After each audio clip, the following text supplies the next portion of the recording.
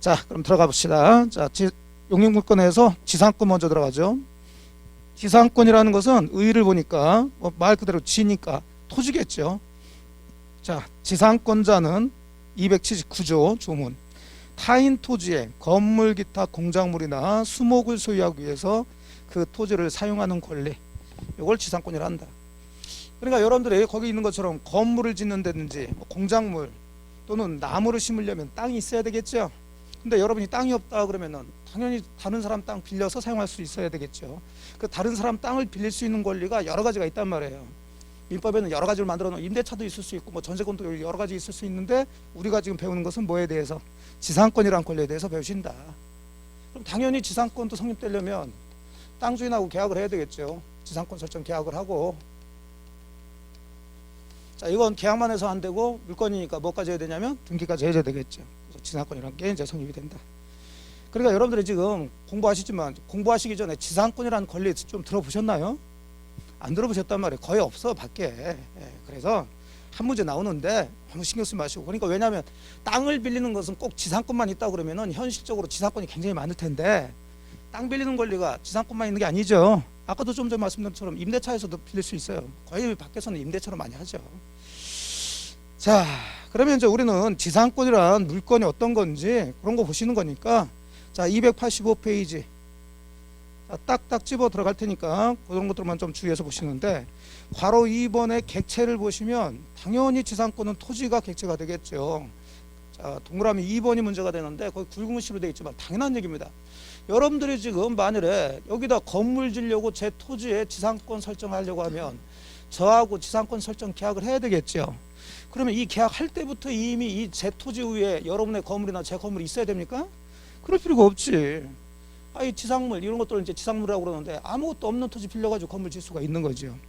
또 건물 졌어요. 이제 지상권 취득해가지고. 그럼 지상권은 좀 이따 보시겠지만 기간이 있겠죠.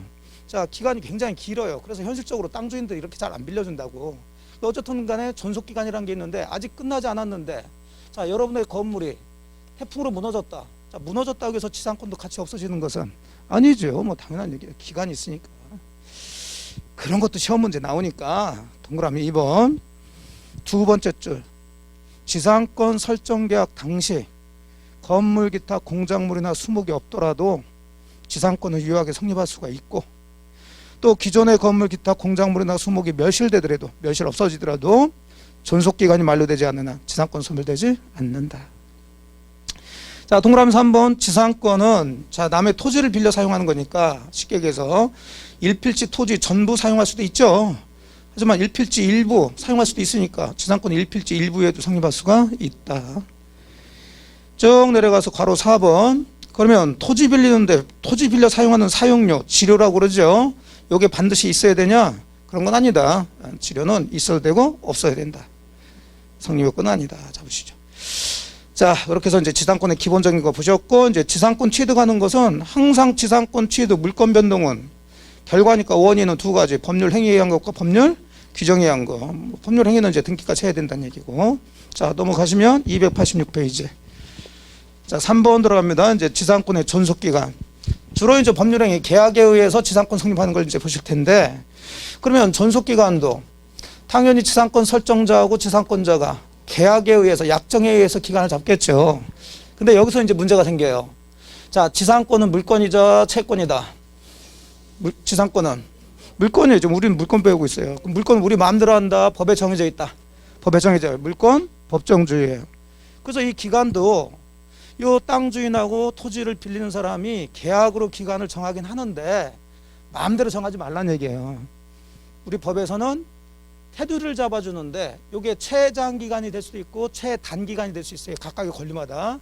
우리 지상권은 최단기간 제한을 둬요. 최단. 그럼 최단기간을 법에서 정해졌다는 것은 당사자가 계약을 하는데 법에서 정해진 기간 이상으로 약정을 하는 얘기겠죠. 자, 그게 이제 1번 존속기간을 정할 경우 최단 존속기간에서 괄호 1번 나오죠. 그 280조 조문 보시면 돼요. 계약으로 지상권의 존속기간을 정할 경우에는 그 기간은 다음 연한보다 단축하지 못한다. 자, 해서 이제 세 가지로 나눠가지고 기간을 정해놓고 있죠. 그러니까 이제 이 토지를 빌려서 여기다 뭘 소유하기 위해서냐, 이제 거기에 따라 다른데, 자, 1번 보시면 석조, 석회조, 연화조 또는 이화유산 그냥 견고한 건물에 포인트 좀 주세요. 돌로 만들거나 철근 콘크리트 이런 것들을 만드는 견고한 건물이나 또 수목, 나무를 소유하기 위한 목적으로 할 때는 30년으로 하라는 거죠. 특히 이제 수목을 좀 주의해서 보시고, 수목은 종류에 따라 달라지지 않아요. 그냥 수목, 나무 심기 위해서는 다 30년이에요. 그 다음에 이 보시면 2번 전호 이해 건물 소유 목적 그랬으니까 건물이더라도 견고한 건물이 아닌 건물을 얘기하겠죠. 뭐 목조 건물이나 이런 것들. 자, 이런 걸 목적으로 할 때는 15년이고, 자, 3번은 건물 이해 공작물 소유 목적으로 한다. 뭐 광고판 같은 거 설치하기 위해서 지상권 설정할 때는 5년이라는 거죠. 그러니까 30년, 15년, 5년으로 딱 하란 얘기예요. 그 이상으로 하란 얘기예요. 그 이상으로 하란 얘기지 딱 30년 이렇게 하란 얘기 아니에요. 그러니까 보세요. 법에서 정해진 기간이 최단 기간인데 최단 기간 자체가 지금 짧아요, 길어요? 엄청 길죠. 아니, 보통 우리가 지금 건물 지으려면 철근 콘크리트 이런 거 지어야 되는데 이렇게 해서 지상권 하려면 이 땅 주인은 30년 이상을 빌려줘야 된다고요. 여러분이 땅 주인이라면 그렇게 빌려주겠어요? 안 빌려주지. 그래서 현실적으로는 지상권이 거의 없단 말이에요. 빌려줘야 지상권이 성립되지. 예. 자, 그래서 그냥 그런 거구나. 그래서 한 문제밖에 안 나온다니까. 예. 자, 그 다음에 동그라미 2항 보시면 이렇게 법에 딱 30년, 15년, 5년으로 최단 기간을 잡아줬는데 당사자들이 너무 길어. 그래서 그냥 10년 만에 견고한 건물제 하는데 10년만 하자. 이렇게 해서 계약을 했다. 자, 그러면 법에서 정해진 최단 기간보다 단축해서 기간을 약정했죠. 그러면 자동으로 최단 기간까지 연장이 돼버려요. 이것은 강제적으로. 그래서 전항의 기간보다 단축한 기간을 정할 때는 전항의 기간까지 연장이 된다. 보시고. 그럼 최단 기간은 뭐 요게 많이 나오진 않아요. 그냥 가끔 나오니까 가볍게 보시고. 287페이지. 그러면 최단은 잡아줬어요. 그럼 최장도 제한을 두냐 얘기인데 우리 법조문에 최장 기간 제한은 없습니다. 그럼 이것만 잘 지키라는 얘기니까 최장은 영원히 영구적으로 존속기간 정해도 된다는 얘기가 되겠죠. 그래서 287페이지 바로 2번에 최장 존속기간에서 판례를 보시면 거기 네 번째 줄 굵은글씨 보시면 돼요. 지상권의 존속기간을 영구로 약정하는 것도 허용된다. 자, 그 다음에 2번 존속기간 정하지 않은 경우는 그냥 최단 기간으로 맞춰요. 그게 문제 안 되고. 자, 넘어갑니다. 넘어가시고 288페이지 보세요. 자, 지상권의 효력 보죠. 물권에서는 물권의 효력을 좀 배우시는 거예요. 주로. 왜? 물권이라는 권리는 법에 딱 정해져 있고 법대로 하라는 얘기예요. 근데 권리라는 게 지금 보이는 게 아닌데 도대체 이게 어떤 효력이 발생되는지 그런 걸 다 법조문이나 아니면 판례에서 정해놨으니까 이제 그런 거 배우시는 거지.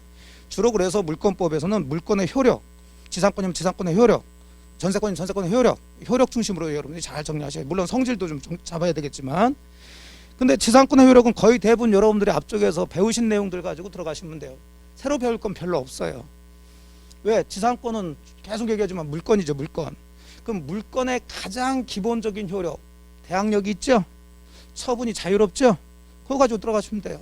그럼 대항력이라는 것은 자, 원래 땅 주인뿐만 아니라 그 이후에 토지를 취득한 사람한테도 지상권자는 대항할 수가 있다는 얘기니까 그 토지 양수인은 지상권자에게 자, 이제 내 땅이니까 토지 내놓으라 할 수 없다는 얘기가 되는 거죠.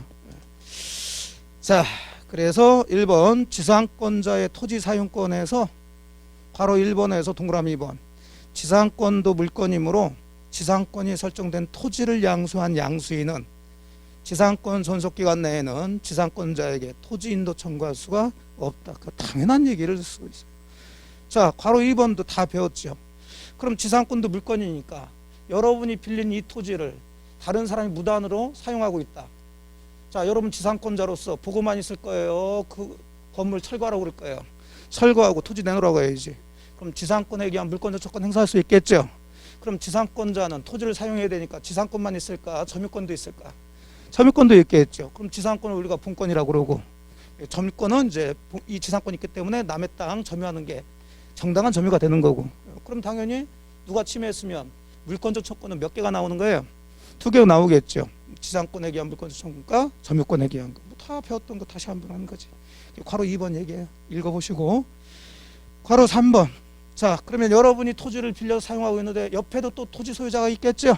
막 싸우면서 사용해야 돼요? 아니지. 상린관계 정기 되겠지요. 당연한 얘기지. 괄호 3번.